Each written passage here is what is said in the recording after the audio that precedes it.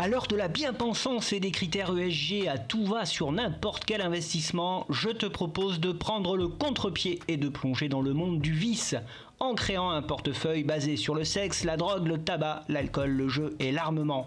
Bref, tu l'auras compris, un portefeuille de la débauche complètement immoral, mais cela est-il réellement rentable pour les investisseurs que nous sommes ?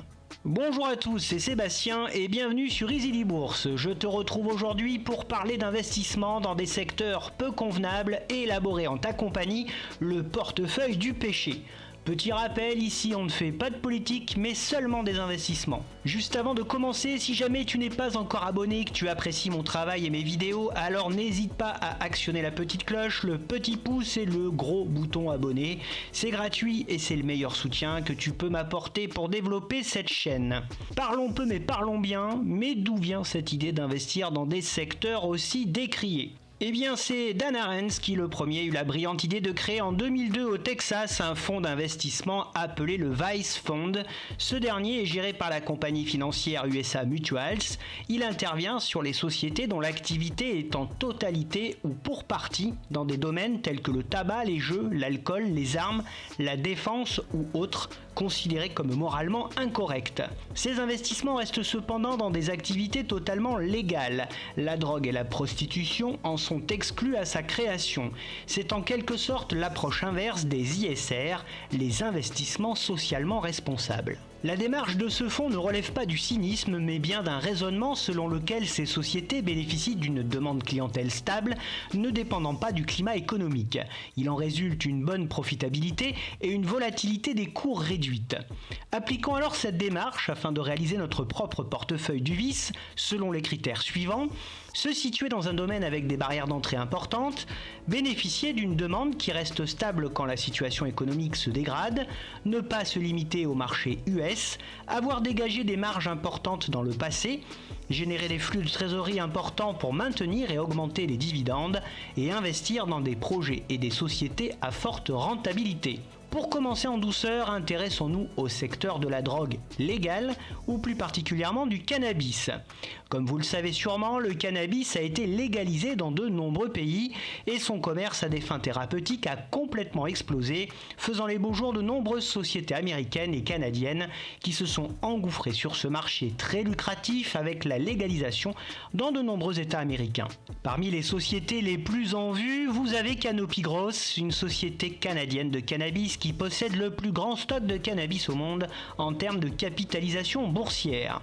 Ensuite, vous avez Tilray Inc., une autre entreprise canadienne de cannabis, et le groupe Cronos Inc., qui a son siège au Canada, mais fournit et produit du cannabis sur les 5 continents. Avec 6 marques et 4 centres de production, ce groupe dispose d'un large portefeuille.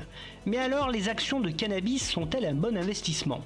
Elles peuvent l'être, mais elles ont tendance à être assez volatiles et une grande partie de leur potentiel repose sur l'hypothèse que l'herbe sera légalisée à travers le monde.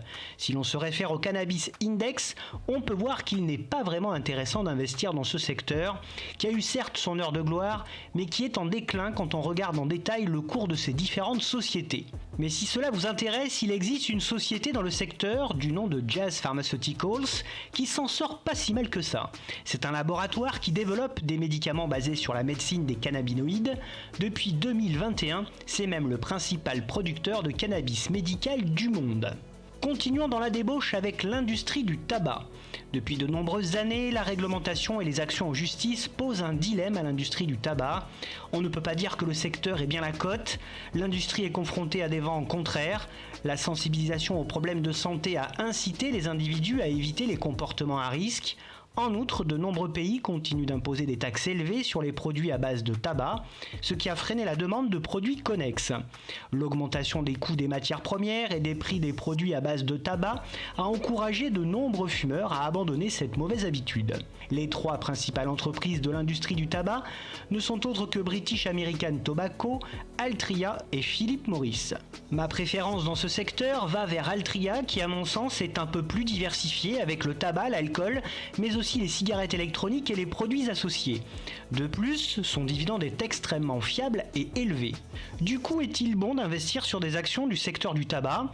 Les actions de l'industrie du tabac ont la réputation d'être des investissements relativement sûrs. Une majorité d'entre elles possèdent de solides qualités financières. Bien que ces actions ne soient peut-être pas attrayantes pour les investisseurs, elles devraient intéresser les investisseurs soucieux de leurs revenus. Leurs rendements sont supérieurs à la moyenne du marché et des augmentations régulières des dividendes annuels sont observées. Malgré les difficultés du secteur, ce n'est pas un si mauvais investissement. Parlons maintenant du secteur des boissons alcoolisées. Depuis quelque temps, ce secteur à forte concurrence souffre et continue de ressentir l'inflation et l'impact de l'augmentation des coûts de production. Les fabricants ont répercuté cette augmentation sur les consommateurs, ce qui n'est pas une solution durable. La baisse de la demande se fait donc ressentir, associée à cela à une baisse de la consommation mondiale d'alcool. On assiste alors à une constante migration vers les boissons alcoolisées premium. En fait, l'ensemble du secteur cherche à créer des gammes de boissons à plus forte marge qui répondent à des goûts plus exigeants. Parmi les principales sociétés du secteur, vous avez les géants Diageo, Pernod Ricard, Heineken et Constellation Brands, mais également des groupes comme Rémy Cointreau ou LVMH qui font dans l'alcool d'exception, tels que des grands crus, cognac et champagne. Sans surprise, ma préférence va vers nos trois belles entreprises françaises que sont Pernod Ricard, Rémy Cointreau et LVMH. En connaissant tout cela, miser sur les entreprises du secteur de l'alcool est-il un bon investissement ? L'innovation en matière de produits est une préoccupation permanente dans ce secteur, avec la volonté de créer des boissons à plus forte marge, ce qui devrait accroître leur rentabilité. Les acquisitions sont fréquentes dans le secteur et en ces temps d'incertitude, ces valeurs font figure de valeurs refuge pour les investisseurs peu enclins au risque. Compte tenu de l'évolution constante de l'offre, une croissance saine des ventes et des bénéfices est envisagée à long terme. Pour le secteur des jeux, je vous propose deux façons d'investir. Dans les établissements de jeux style casino, au cours du premier semestre 2023, la majorité des entreprises du secteur de l'hôtellerie et des jeux ont enregistré une croissance de leur chiffre d'affaires et de leurs bénéfices. Le secteur devrait continuer à bénéficier de vents favorables, notamment le désir accru des consommateurs de voyager et de vivre des expériences inoubliables.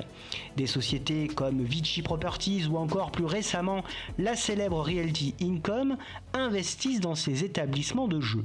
La seconde façon d'investir dans les jeux, c'est au travers des jeux d'argent en ligne qui sont en plein essor et rencontrent beaucoup de succès.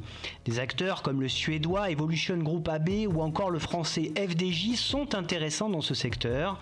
Pour autant, les actions du secteur du jeu sont-ils si attrayantes que ça ? Dans l'ensemble, les perspectives commerciales de l'industrie, de l'hôtellerie et des jeux restent positives. La demande de voyage et d'expériences récréatives reste solide, ce qui devrait entraîner une augmentation des ventes et des bénéfices pour la plupart de ces entreprises en 2023. En ce qui concerne le secteur des armes et de l'armement, les entreprises du secteur de la défense luttent depuis des années contre la tendance à la réduction des budgets militaires, du moins en Occident. À l'échelle mondiale, en revanche, les dépenses militaires vont crescendo. Les valeurs de la défense font un retour remarqué sur le devant de la scène boursière et les commandes dans le secteur sont en nette hausse dans un contexte géopolitique tendu. Sur ce sujet, je vous renvoie à mon excellente vidéo sur Faut-il investir dans la défense, dont le lien s'affiche actuellement sur votre écran. Il y a beaucoup de belles sociétés dans ce secteur, telles que les Américains General Dynamics, Lockheed Martin, Raytheon Technologies, les Français Dassault Aviation, Thales et Safran, l'Italien Leonardo ou encore l'Allemand Rheinmetall. Nous avons que l'embarras du choix. Ma préférence s'oriente plutôt vers Lockheed Martin et Raytheon Technologies, qui sont deux entreprises très performantes dans ce domaine. Mais alors, le secteur de l'armement reste-t-il un bon investissement ? La réponse est oui sur le long terme. Un rattrapage se profile actuellement au niveau mondial avec une augmentation globale des budgets de défense.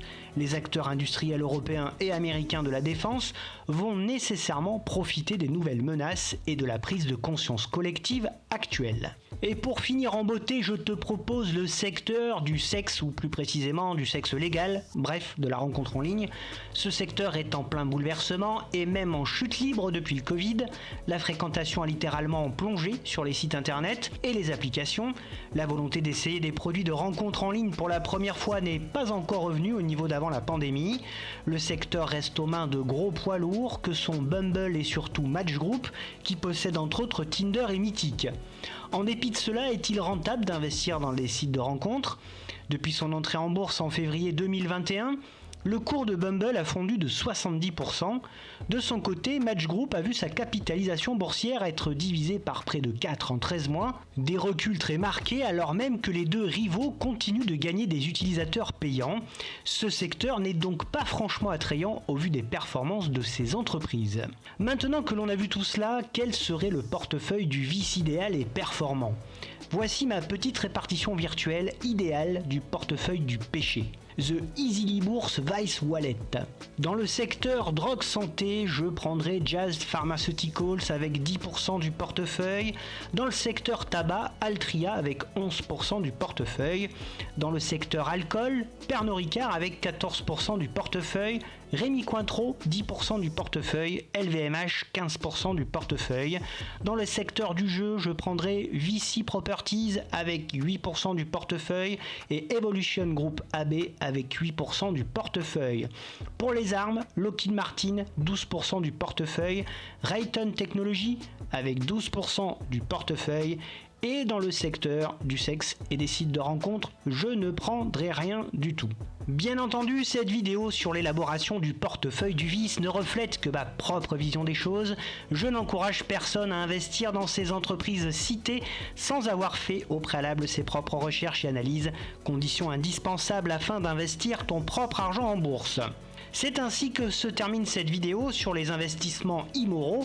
J'espère que cette vidéo t'a plu. Si c'est le cas, n'oublie pas de mettre un like et de t'abonner à la chaîne.